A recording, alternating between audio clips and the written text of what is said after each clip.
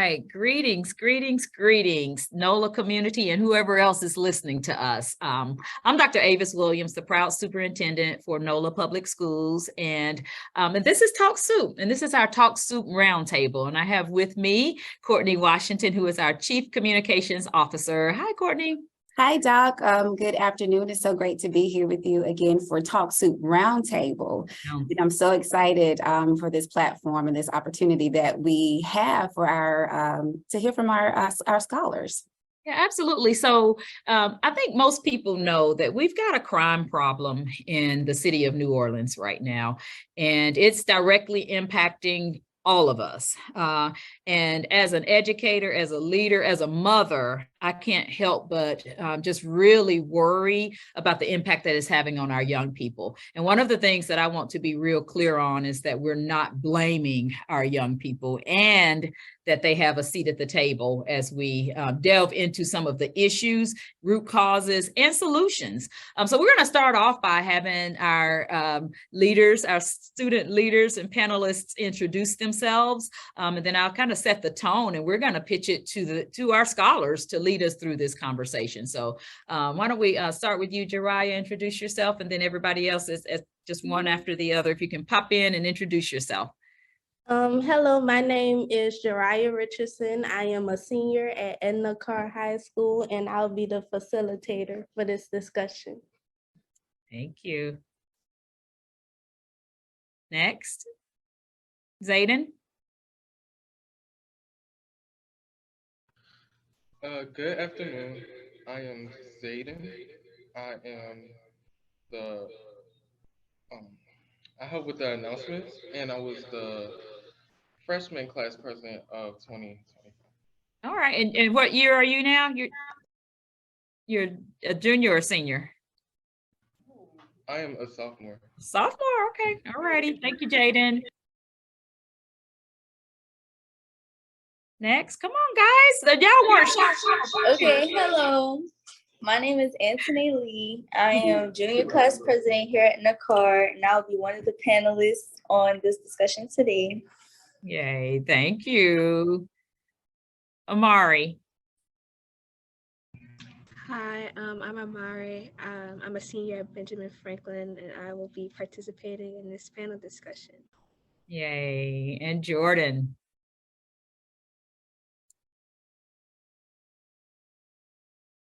We can't hear you, Jordan. Not sure why we can't hear you. I don't know if it was your volume or something else, Jordan, but we couldn't hear you. We're going to come back. Oh, well, there you are. I'm Jordan. I'm Jordan, and I'm a sophomore vice president, and I will be a part of the panel discussion today. Love it, love it, love it. Thank you, thank you, thank you so much. And guys, we are just super excited to be able to hear from you. You know, I'm proud of each and every one of you already from the conversations that we've started, and really excited to hear your voices as we talk about the challenges that we're facing within our community, and learning more about how it's impacting you and how you all can and should absolutely be a part of the solution. But I will say again, this is not your problem to solve. As adults, we have a responsibility to you, and we want to make sure that we are supporting you, but we want to do it in such a way that is meeting your actual needs, because what we don't want to do is, as adults, decide what's best for you. We need to hear from you so you can help us get a better understanding of your experiences and what we can do that's best for you, and especially with the challenges that our community is facing at this time. And so I'm going to be quiet, and I may chime in or may have a question or two here or there as we move forward. And Jariah is our facilitator, and we are going to be in great hands under her leadership. So Jariah, I'm going to pitch it to you, and thank you. Okay.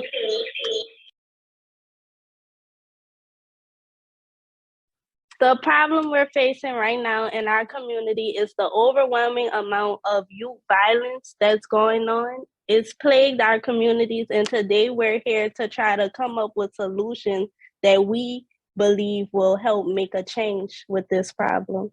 And the first question we have today is, why is it happening?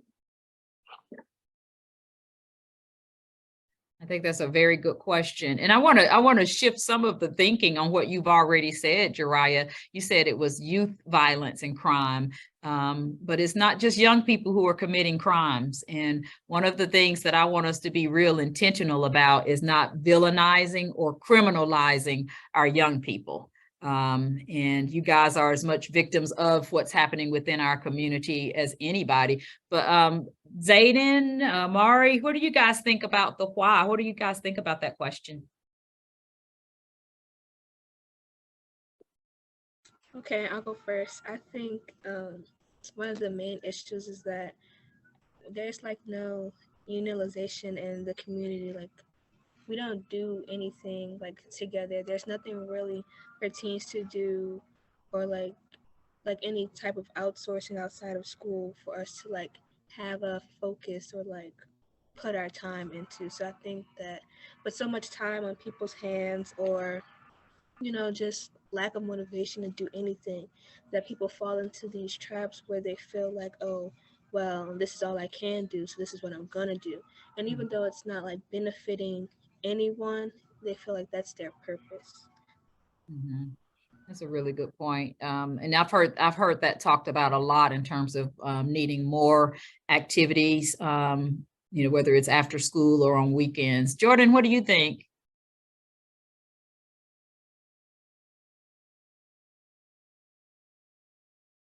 I don't know why we can't hear Jordan.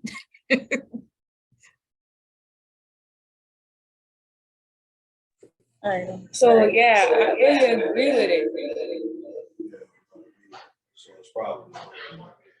I agree with what she was saying, and I also feel like the highlight of the whole not blaming the youth, but we still need to make sure that the youth themselves they're held accountable, because yes, there may be reasons as to why they did something, or there will be reasons as to why they choose to do something, but it's like, just because you were pushed into this doesn't mean you don't get that same consequence of your actions.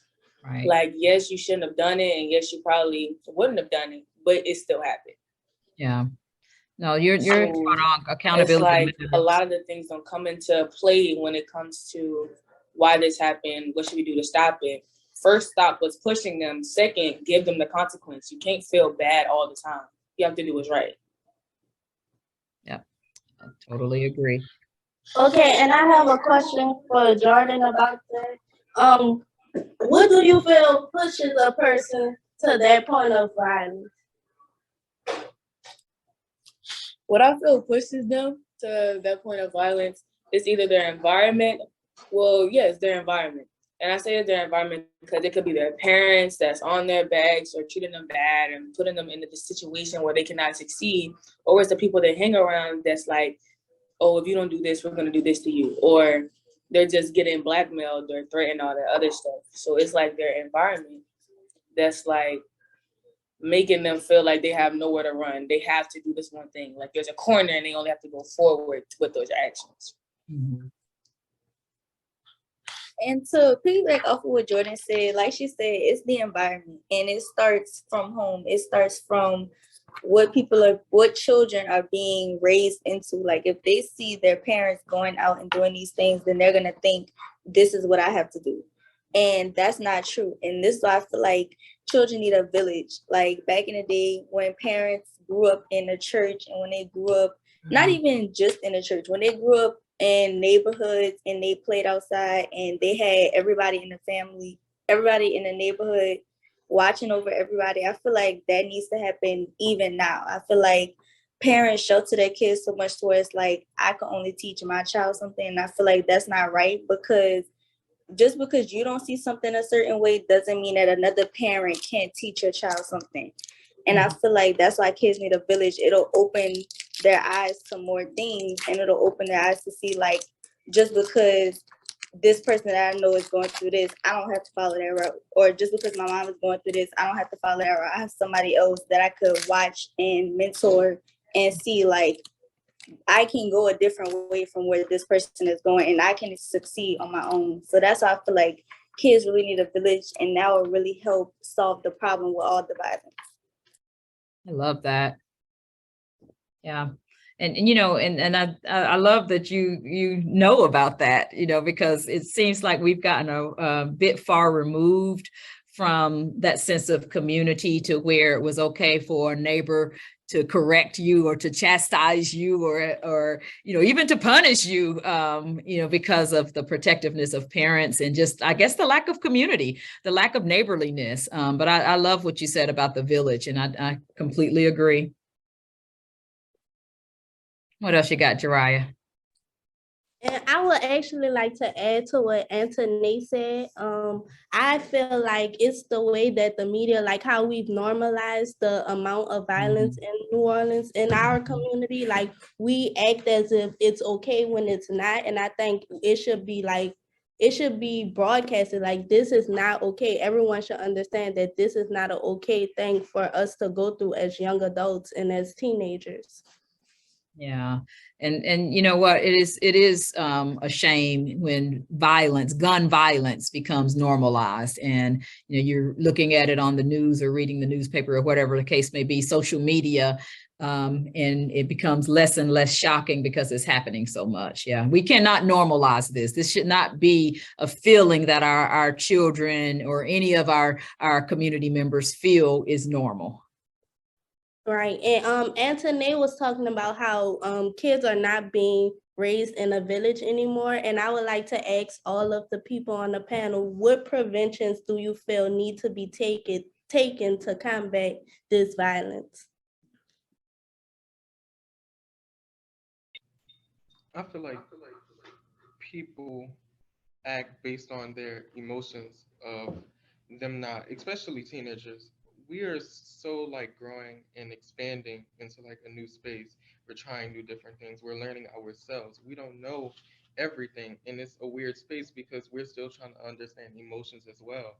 I feel as though if we have a place or if we had just a program that would allow teens to not only express their emotions but to understand it, instead of going to pick up that gun to try and get revenge of somebody who killed somebody they deeply love, if they could honestly have that to, okay, I understand what they did was wrong and I want to do it too, but this is not the way. Maybe if we would have a program or a type of society that would allow us to understand these complex emotions, maybe I feel like that would be a main solution in order to allow the gun violence to go down, because it's kids killing kids. Mhm. It's not grown people always killing grown people as well. So I feel like that would be a main solution that we could possibly go to. Yeah. To piggyback off of Jaden, I kind of want to say like he's right. If we were able to understand and really be able to, because there are some people who are like an empath and they would feel other people's emotions through their words and actions. So it's like if we continue to have rallies like the ones y'all seen, like we had at school, and we continue to have those rallies and we continue to come together and open and share and still be able to have fun and come together as not only schools and children, but as a community coming from the same cause. If we were able to do that, and make it to where everyone feels appreciated, loved, and participated, it will be much easier because it's like, dang, that's my friend. I knew him since we was real young. And now I'm just not figuring out what he's going through because he lost his cousin, he lost his brother, he lost his friend. People don't understand until you really put it in their face or unless you put them in that situation. And some people can actually feel that. So I feel like we just need to come together and make activities and do a lot of things to where it's like, that's what he was feeling like this whole time. This is what made him feel like that. Now I'm going to be there for them, do better, and feel like I want to be a better part of society, because not only am I being there for myself and taking care of myself, but the people that I care about most, the people who are there for me, I take care of them as well. To piggyback off what Jordan and Zayden said, I really do Okay, think. and Go ahead, Amari.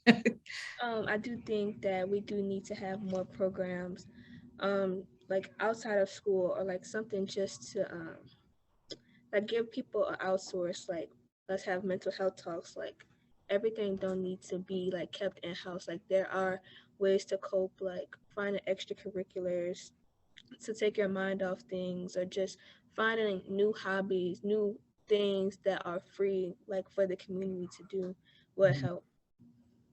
Yeah.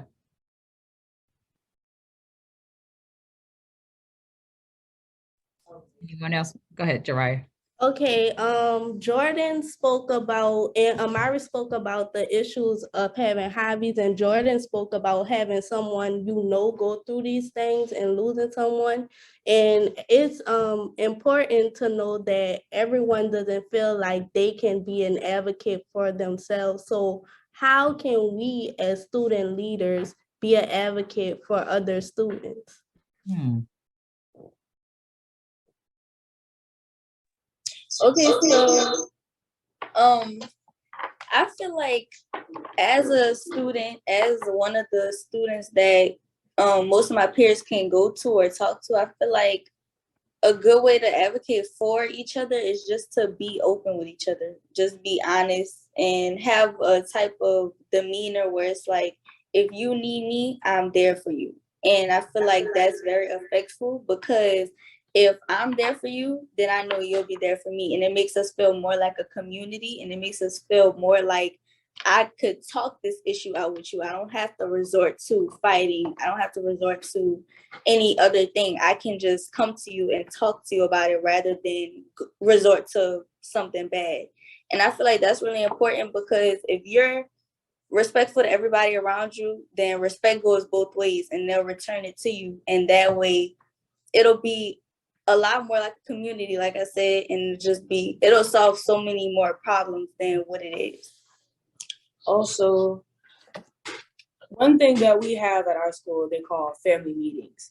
And with those family meetings, not only do we get the viewpoint from the staff and everyone else, us students, we also get to like talk and be able to like express like, what's going on in school.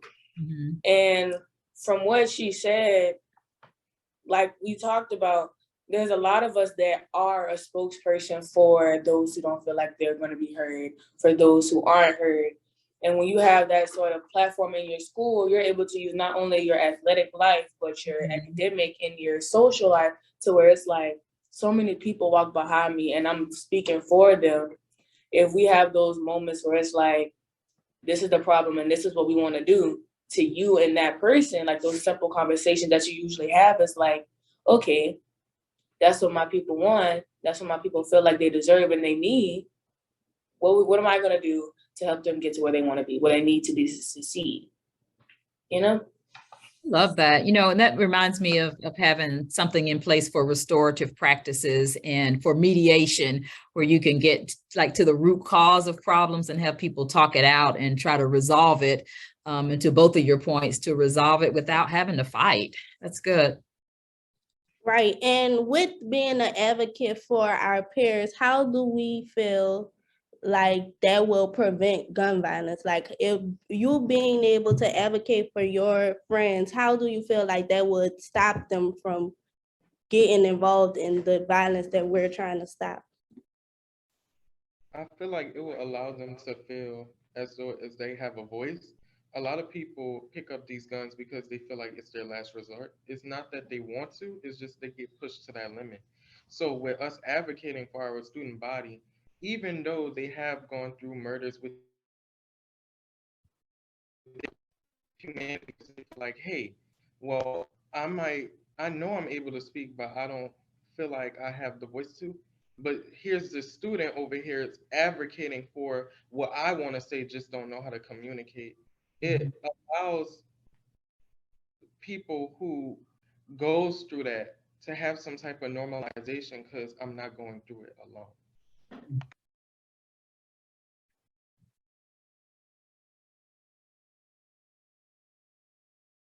Other thoughts? All right, let's do one more question, Jariah, and then I do want us to, before we wrap up, to really dig into some other solutions. What else you got, Jariah? Okay, I have, how do we feel about the idea of reciprocated respect, and how do we feel like the lack of reciprocated respect between our peers, our teachers, the people who are in charge of our lives as of now? How do we feel like that leads to gun violence? Okay, so I would like to speak on this because I feel like respect is very important, and respect is a big problem of why this is the problem. I feel like if you talk to a certain person a certain way, like if I come up to you and I'm just like, give me all the money in your purse, that's just like rude. And I feel like if you were nice, like that's not what I'm trying to say, but I'm just trying to say, like, if you speak to people the way that you want to be spoken to, then there will be less conflict. Because if I'm talking to you rough and you know that you don't like being talked to that way, then it's just like, I'm going to talk to you rough. Like, if you talk to me rough, I'm going to talk to you rough. And if I talk to you how you would want to be talked to, then it would be no, oh, you talk to me some type of way, let's fight. You know what I'm saying? Like, it wouldn't be that. It would just be, if I respect my teacher gonna respect me. If I respect my peer gonna respect me. And no problem would start from that. And I feel like even if you are respectful to each other, you can still like disagree with somebody, but be like, I respectfully disagree with you. Let's talk out this issue. You know what I'm saying? Like, it doesn't have to be I disagree with you. That's just how I feel. It could be I disagree with you. This is why I disagree with you. And it doesn't have to go any farther than that if it's taken in a respectful manner. So I feel like respect plays a big part in why things happen the way they happen. Because if you respect somebody, then it'll come back to you. So I feel like that's very important. Okay, and just to add to what Anthony was saying, I feel like for a while now, there's been like a clear lack of respect for human life in general. Like, there are people being killed our age over things as simple as a video game, as simple as, oh, you bumped into me, you didn't say excuse me. Like, it's that, and it's like, that's not normal to just kill people. And I feel like people really lack the respect, like, this is a human life, this is worth something. I think that's like, and it also stems from people not knowing that their own self-worth. Like, they don't feel like they're worth anything, so they definitely don't feel like anyone else is worth anything. And that goes back to pouring love into the community and people feeling loved by their parents and getting that love all around them. Like, people just feel like no one is worth anything. Right. Wow. Wow. I want to add Valerie, who is a junior at Sci High, was on with us earlier, and she had to hop off, but she did leave us a message in the chat that I thought was also insightful. She says she thinks that there is a division and beliefs within our community that causes most of our attention to go towards the better positive side and leaves the negative side unspoken or unheard of. Then it leaves many thinking in black and white that because they come from a violent community, they have to stay and that there is no space or room to grow. Which causes individuals or groups to take action late in order to help change this, to allow them to prove that they are not at all destined for that same future. So in other words, she's just talking about making sure we're looking at all sides, the positive and the negative sides. And I love what she said at the end of her statement. She said at the end, we are the children of the community and we need support from everyone. And so we appreciate Valerie for chiming in with those comments also. And guys, this has been really insightful for me. One of the things that I've talked about is, again, this is not your problem to solve, but you all are super smart and you're engaged in your community. You're active in the community, which means that you do have a role to play in solutions for the community. And we've named a few things. We've named the extracurricular activities, so that's noted. And I've heard that come up in a number of settings. So I do know that we will absolutely be working with our community to do that. We also talked about respect and what it looks like to have that mutual respect. And we kind of got into some spaces that kind of resembled like mediation and restorative practices type things. But what are some other pieces? Because this is going to be a series.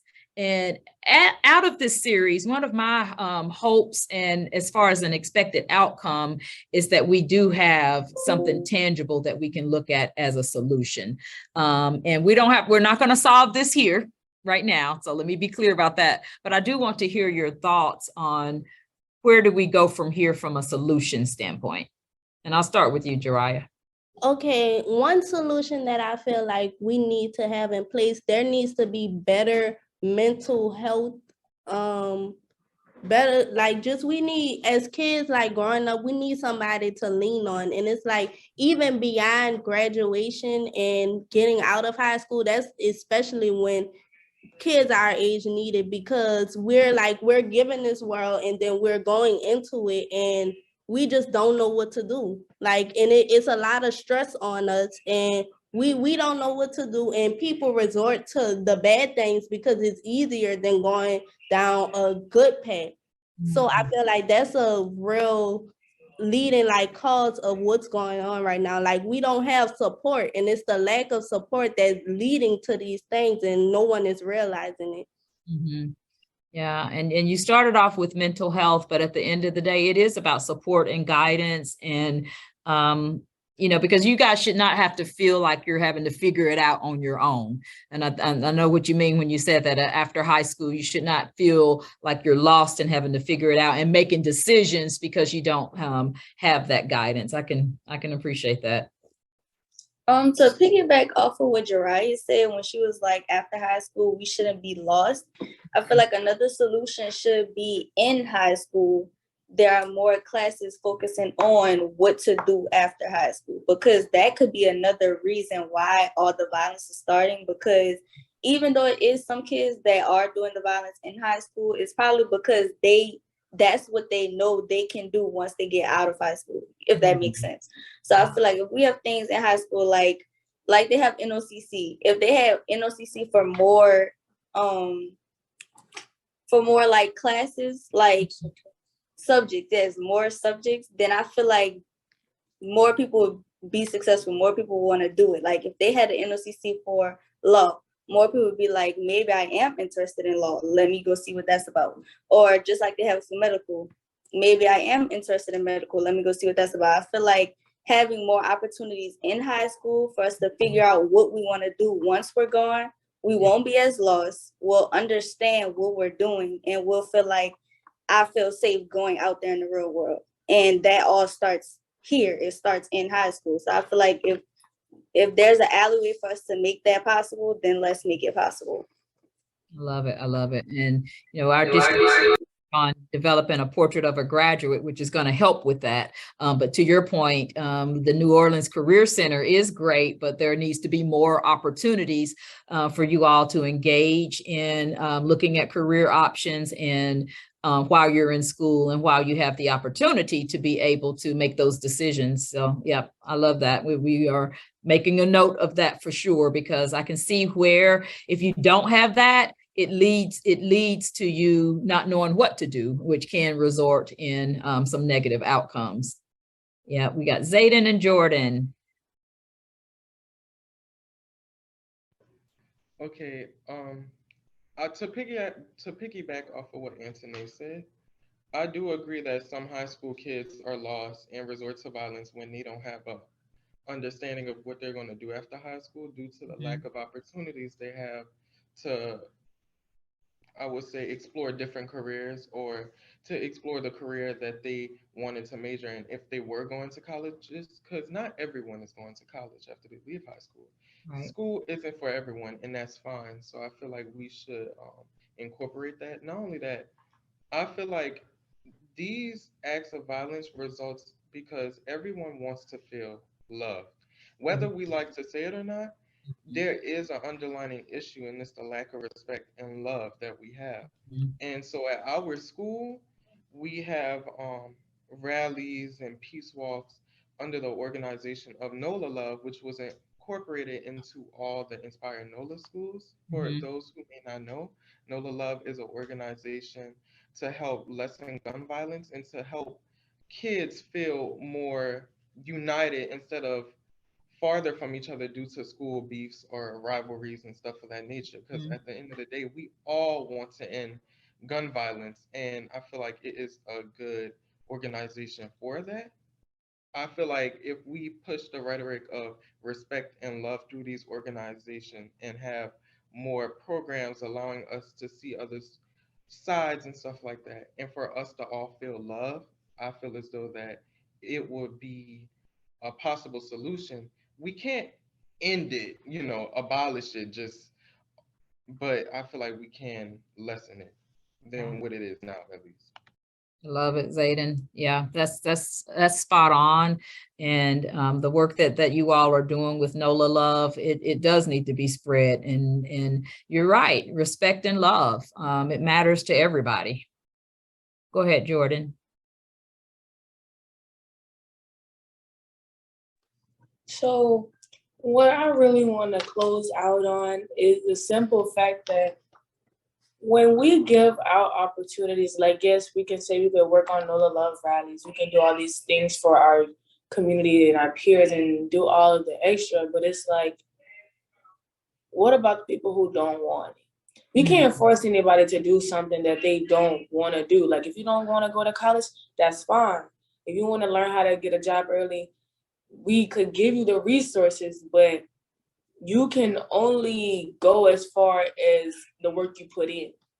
So if you want us to do something for you, let's say, oh, we're losing people, we want to have rallies to spread awareness. If you just say it and you make no type of movement, no anything to get to where you want to be, where are you going to go? You're going to stay there, So for many of the people that say they don't know where to go after college, we can give you all the resources, but at the end of the day, as a member entering society and becoming an adult, you have to understand that with the resources that are given, you have to learn how to make do. And that's the reality of the life that we live in. Like, we were given gun violence. What are we doing? Spreading awareness. Not everyone is going to do what we do. And I feel like that's one of the main reasons as to why many feel lost. They don't put anything in to get anything out. Does that make sense? Yeah. Like, they never give anything in order to receive it. Yeah.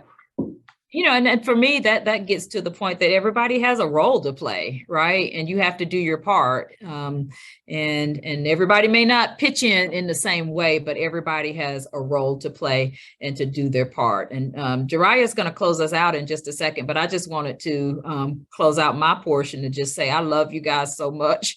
You have no idea. My heart is so full right now. And I'm so grateful for each and every one of you for your thoughtfulness in this and your courage. You are a true testament of what leadership looks like. And as adults, we can learn so much from you. And I've learned so much just in this short period of time that I've known you. And I just want to say thank you to each and every one of you, and to any of our other scholars that are watching this. And we just look forward to continuing this conversation. This is just the beginning, as we aim towards solutions. And Courtney, I'm gonna pitch it to you for any closing thoughts, and then Jariah will wrap us up. Yes, and I just wanted to chime in to let everybody know that's tuning in. Thank you so much for the participation in our chat. We didn't have any questions, but we did have a few people that did join in that were leaving comments as you guys were speaking. So thank you for that. And again, TalkSoup Roundtable is a spinoff from TalkSoup. And so we will be doing this twice a month, and it will be student-led discussions. And so thank you to our scholars here today, kicking off the conversation. And this is an authentic conversation, everybody that's tuning in. They set the tone for what we were discussing. I just kind of took notes and sent it back to them, and they wanted to make sure that this was an authentic conversation and that it was real, but that the overall goal and the call to action for the community is that they want their voices to be heard and the solutions that they bring to the table to be what's uplifted. And so continue to tune in to our Facebook page, NOLA Public Schools, for our bi-monthly roundtable discussion featuring our scholars. And thank you guys again. I've also, like Dr. Williams, just want to tell you again that you matter. To all of our scholars that will be tuning in later or watching the replay, you all matter. You will be taking care of us. And so it is my role and my duty, I feel personally, to pour into you to make sure that you do have what you need. And so I employ the community to also do the same and to continue to uplift our scholars others, and to consider and take heed to what they are sharing with us. So Jariah, I'm pitching it back to you. Okay, I just wanted to add a little on some things that I heard before we left. I want to add to what Jordan was saying about resources. Yes, people need to make do with what they have, but some people don't have anything. And I think it's up to, like, as a community, if we want to solve those problems, then we have to go deep enough to solve those problems. Like, some people start their criminal activity just because they're hungry and they need to eat, or just because they don't have a place to sleep. And I think it's important that we realize all aspects of it. And when we're trying to solve the problem, we can't just solve it from the victims, because sometimes the people who are committing these crimes are victims themselves. And this is like their last resort. And this is just the consequences of what's happened. And it's not all their fault. And I think, like, when solving this problem, we do have to focus on the main topic. Like, we are trying to combat, like, gun violence, and we need to understand, like, we have to look at all perspectives of it, and it's not going to happen overnight, but it can happen if we're willing to make it happen. Love it. I love it. Yes. That is that wow. Yeah. Just leave it there. We cannot say anything else. We're going to leave it right there. And this is, again, the beginning of a conversation. And we will put out the information for our next episode of Talk Soup. And thank you again so much, guys. Stay on. We're going to end our Facebook Live here, and look forward to connecting with the community and continuing to delve into this important topic. So thank you so much. Bye.